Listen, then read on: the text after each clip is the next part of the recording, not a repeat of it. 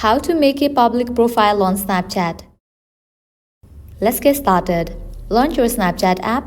Here we go. Your camera will open up. Now at the top left corner you can find your avatar. Click on it. With that you will land to your profile page. Now scroll down. You will see the section of public profiles. Click on this option, My Public Profile. Introducing your public profile. Show off your best snaps, grow your audience, reach more people, get deeper insights. Click on OK.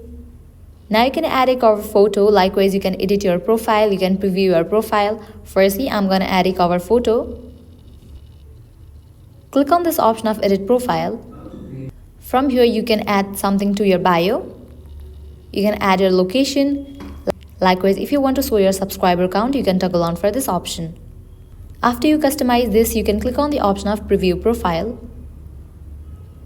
And you have just set up your public profile on Snapchat. So this is how you can easily make a public profile on Snapchat.